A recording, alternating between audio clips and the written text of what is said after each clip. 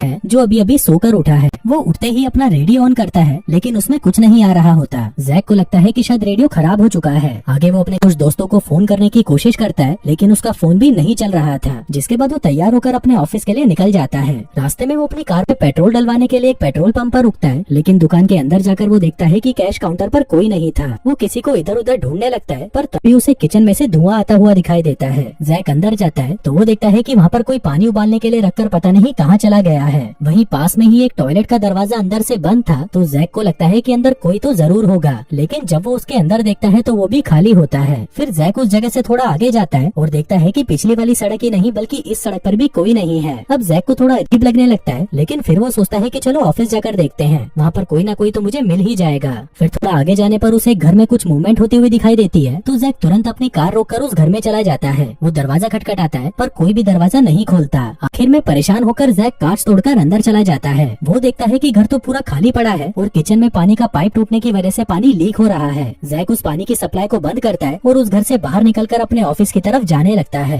फिर थोड़ा आगे जाने पर उसे सड़क के बीचों बीच एक गैस का टैंकर खड़ा हुआ दिखाई देता है। वो उस टैंकर के अंदर जाता है और वहाँ पर पड़ी हुई एक वॉकी टॉकी से किसी से बात करने की कोशिश करता है, लेकिन उसमें से भी उसे कोई रिप्लाई नहीं मिलता। फिर वहाँ से थोड़ा आगे जाने पर वो शहर पहुँच जाता है, लेकिन वहाँ पर भी उसे कोई इंसान नहीं दिखता। अब जैक यहाँ पर डरने लगा था और उसे लग रहा था कि मैं कोई सपना तो नहीं देख रहा, क्योंकि ऐसा तो हो ही नहीं सकता कि सभी लोग रातों रात गायब हो जाएं। तभी जैक को एक जगह से धुआं निकलता हुआ दिखाई देता है। वो सोचता है कि शायद वहाँ पर तो कोई जरूर होगा, लेकिन वहाँ पर जाकर वो देखता है कि वहाँ तो एक प्लेन क्रैश हो रखा है। जैक सोचता है कि चलो प्लेन के अंदर मरे हुए लोग तो होंगे ही, लेकिन जब वो उस प्लेन के अंदर जाता है तो वहाँ पर भी उसे कुछ नहीं मिलता। इसके बाद जैक अपने ऑफिस आता है, जहाँ पर वो किसी तरह की रिसर्च के ऊपर काम कर रहा था। वहाँ आकर वो देखता है कि उसकी सभी मशीनें तो सही चल रही थी। जैक वहाँ पर किसी को कॉल करने की कोशिश करता है, लेकिन दूसरी तरफ से कोई भी उसका कॉल नहीं उठाता। तभी जैक के मॉनिटर पर एक मैसेज आता है जिसमें लिखा था कि ऑपरेशन फ्लैशलाइट पूरा हो चुका है। जैक जल्दी से उठता है और पूरे ऑफिस में अपने साथियों को ढूंढने लगता है, लेकिन पूरे ऑफिस में उसके अलावा कोई नहीं होता। तभी वो कंट्रोल रूम में जाता है और देखता है कि उसका बॉस तो वहीं पर बैठा है। अब जैक जैसे ही उसके कंधे पर हाथ रखता है, वो देखता है कि उसका बॉस तो मर चुका है। अब ये देखकर जैक डर जाता है और भागकर वहाँ से बाहर आ जाता है। वो जल्दी से उस ऑफिस से निकलने की कोशिश करता है, पर तभी वो देखता है कि ऑफिस के सारे दरवाजे अपने आप लॉक हो चुके हैं। तभी जैक अपने कैबिन में आता है और रिकॉर्डर उठाकर कहता है कि आज जुलाई 5 है और हमारा ऑपरेशन फ्लैशलाइट फेल हो चुका है, जिसकी वजह से दुनिया के सभी लोग गायब हो चुके हैं। सिर्फ मैं ही हूँ जो यहाँ पर अकेला बचा हूँ। जिसके बाद वो उस रिकॉर्डिंग को टेबल पर रखता है और वहाँ पर एक बॉम्ब ब्लास्ट करके उस ऑफिस का दरवाजा तोड़ देता है। इसके बाद वो एक रेडियो स्टेशन में जाता है और कुछ ब्रॉडकास्ट करने लगता है। वो अपना नाम और अपना पता बताता है और कहता है कि अगर कोई भी जिंदा हो तो मुझे आकर मेरे एड्रेस पर मिलना। इसके बाद वो पूरे शहर की दीवारों पर अपना नंबर और एड्रेस लिख देता है। जिसके बाद वो एक पुलिस कार को लेकर गली गली अनाउंसमेंट करता है कि अगर कोई भी जिंदा है तो प्लीज आकर मुझे कांटेक्ट करे। और इसी तरह ये सब करते हुए कई दिन बीत जाते हैं, लेकिन एक भी इंसान जैक को कांटेक्ट नहीं करता। वहीं जैक रोज रोज इंसान को ढूंढ ढूंढ कर परेशान हो चुका था और अब उसे पूरा यकीन हो चुका था कि वो इस दुनिया में अकेला ही बचा है। पर तभी उसके दिमाग में आता है कि अगर मैं इस दुनिया में अकेला हूँ तो फिर मैं इस छोटे से घर में क्यों रहता हूँ। जिसके बाद वो शहर के सबसे बड़े और शानदार घर में जाकर रहने लगता है। आगे वो एक कार के शोरूम में से सबसे महंगी कार निकालता है और उसे लेकर घूमने लगता है। फिर वो एक मॉल में जाकर वहाँ पर सबसे महंगे कपड़े पहन लेता है। अब ये सब चीजें करने में उसे बहुत मजा आ रहा था, लेकिन फिर कुछ ही दिनों में वो इन सबसे भी बहुत बोर हो जाता है। अब कुछ दिन और बीतते हैं और जैक की दिमागी हालत अब खराब होने लगती है। वो आदमियों की जगह औरतों के कपड़े पहनने लगता है। जिसके बाद वो वहाँ के प्रेसिडेंट के घर पर जाता है और उसकी बालकनी में जाकर स्पीच देने लगता है। आगे वो एक शॉटगन लेकर एक चर्च में घुस जाता है और वहाँ पर लगी जीसस की मूर्ति को शूट करके उड़ा देता है। जिसके बाद वो एक बड़ा सा ट्रक लेकर शहर की सारी दुकानों को तोड़ने लग जाता है। अब अकेला रह रहकर जैक पूरी तरह पागल हो चुका था, इसलिए वो खुद को ही मारने के बारे में सोचने लगता है। पर तभी वो फैसला बदल लेता है और डिसाइड करता है कि अब से वो जिंदगी के मजे लेगा। जिसके बाद वो समुद्र में जाकर नहाने लगता है और वापस अपने घर लौट आता है, जैसे कि वो अपनी जिंदगी एक नए सिरे से शुरू करने वाला हो। फिर एक दिन जब वो अपने घर पर आता है तो वहाँ पर उसे कुछ आवाजें सुनाई देती हैं। वो देखता है कि वहाँ पर एक लड़की थी जो उसके ऊपर गन पॉइंट करी हुई थी। अब उस लड़की को देखकर जैक बहुत खुश होता है और उसे गले लगा लेता है, क्योंकि इतने दिनों बाद उसने कोई इंसान देखा था। वहीं वो लड़की भी जैक को देखकर बहुत खुश होती है। आगे वो लड़की उसे अपना नाम जैनी बताती है। वो कहती है कि एक सुबह जब मैं सोकर उठी तो सभी लोग गायब हो चुके थे। मैं अकेली ही पूरे शहर में घूम रही थी, पर तभी मैंने दीवारों पर आपका एड्रेस देखा तो मैं यहाँ पर आ गई। अब बातें करते करते जेनी सो जाती है और वहीं जैक भी पास में ही बैठा उसे देखता रहता है, जिसके थोड़ी देर बाद वो भी सो जाता है। अगली सुबह वो दोनों शहर की तरफ जाते हैं क्योंकि उनको लग रहा था कि अगर हम दोनों जिंदा हैं तो कोई और भी जिंदा हो सकता है, लेकिन काफी ढूंढने के बाद भी उन्हें वहाँ पर कोई इंसान नहीं दिखता।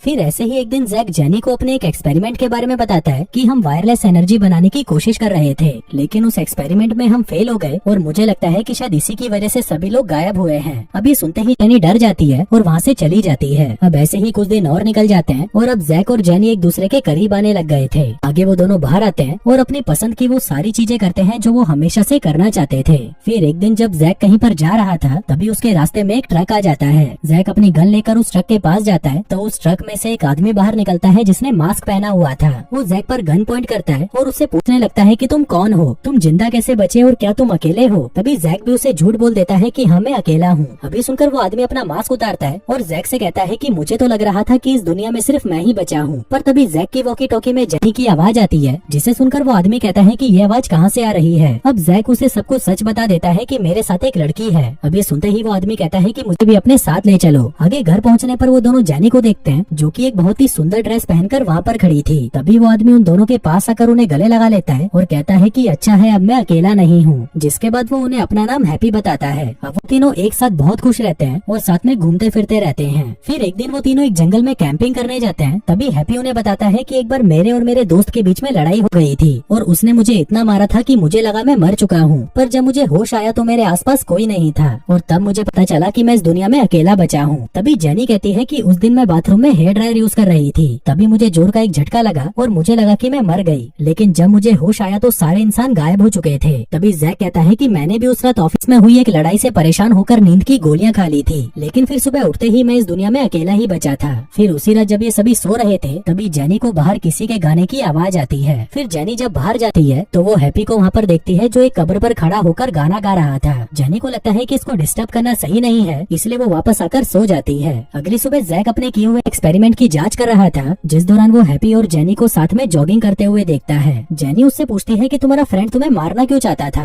हैप्पी कहता है क्योंकि मैं उसकी पत्नी के साथ सो रहा था और फिर मैंने उसे मार डाला। अब ये सुनते ही जेनी घबरा जाती है और वहाँ से चली जाती है। फिर घर आते ही जैक जेनी से पूछता है कि क्या हुआ, तुम रो क्यों रही हो, जिस पर जेनी कहती है कि कुछ भी नहीं। फिर जैक हैप्पी से पूछता है कि जेनी को क्या हुआ। हैप्पी कहता है कि पता नहीं, मैंने तो उसे कुछ नहीं बोला। अब जैक और हैप्पी के बीच में लड़ाई हो जाती है और जैक अपनी कार लेकर वहाँ से चला जाता है। तभी हैप्पी को भी गुस्सा आ जाता है और वो भी एक गाड़ी लेकर जैक के पीछे पड़ जाता है। वहीं इन दोनों को गुस्से में देखकर जेनी भी अपनी कार लेकर इनके पीछे जाने लगती है। तभी जैक हैप्पी की गाड़ी से टकराता है और एक गड्ढे में जाकर गिरता है, लेकिन इसमें किसी को भी चोट नहीं लगती। इसके बाद ये दोनों फिर से लड़ने लग जाते हैं, पर तभी जेनी उन दोनों पर गन पॉइंट कर देती है और कहती है कि आपस में लड़ना बंद करो। अब वो दोनों ही उसकी बात मान जाते हैं और जेनी के साथ वापस घर जाने लगते हैं। तभी रास्ते में जैक उनसे कहता है कि जिस घटना के बाद सभी लोग गायब हुए थे वो वापस होने वाली है और इसमें अब हम तीनों भी गायब हो सकते हैं। अब ये सुनते ही वो दोनों डर जाते हैं। इसके बाद वो तीनों जैक के ऑफिस जाते हैं, जहाँ पर जैक देखता है कि कल सुबह 6 बजे वो घटना वापस होगी। अब इन तीनों को कैसे भी करके इसे रोकना था, पर तभी एक लाल रंग की रोशनी आती है और इन तीनों को अजीब अजीब चीजें दिखाई देने लगती हैं। हैप्पी को लगता है कि दुनिया उल्टी हो गई है और वो उल्टा चलने लगता है, लेकिन फिर कुछ ही मिनटों में सब कुछ नॉर्मल हो जाता है। तभी हैप्पी और जेनी एक दूसरे को गले लगा लेते हैं, जो देखकर जैक को जलन होने लगती है। आगे जैक अपना रिकॉर्डर ऑन करता है और उसमें कहता है कि आज जो कुछ भी हुआ वो सिर्फ इस घटना का छोटा सा हिस्सा था। असली घटना तो कल होने वाली है और उसका मेन रीजन है मेरे ऑफिस से निकलता हुआ रेडिएशन। अगर हम मेरे ऑफिस को ही खत्म कर दें तो सब कुछ वापस नॉर्मल हो जाएगा। इसके बाद वो तीनों एक गोडाउन में जाते हैं, जहाँ पर ट्रक भरकर बारूद पड़ा हुआ था और इतना बारूद काफी था जैक के ऑफिस को बर्बाद करने के लिए। आगे हैप्पी उस ट्रक को लोड करके ऑफिस की तरफ निकल पड़ता है और वहीं जैक और जेनी भी उसके आगे चल रहे थे। इसी दौरान जैक जेनी से कहता है कि हम दोनों पहले कितने क्लोज थे, लेकिन हैप्पी के आने के बाद तुम मुझसे दूर जा चुकी हो, इसलिए अब तुम सच बताओ कि तुम मुझे पसंद करती हो या हैप्पी को। जेनी कहती है कि मुझे तुम दोनों ही पसंद हो, लेकिन हैप्पी को लेकर मेरे अंदर हमदर्दी है। मैं उसको जैसा समझ रही थी वो वैसा इंसान नहीं है, बल्कि वो तो बहुत ही अच्छा है। जिसके बाद वो जैक की कार से निकलकर हैप्पी के ट्रक में जाकर बैठ जाती है। अब ये देखकर जैक को गुस्सा आने लगता है, लेकिन वो बेचारा कुछ कर नहीं सकता था।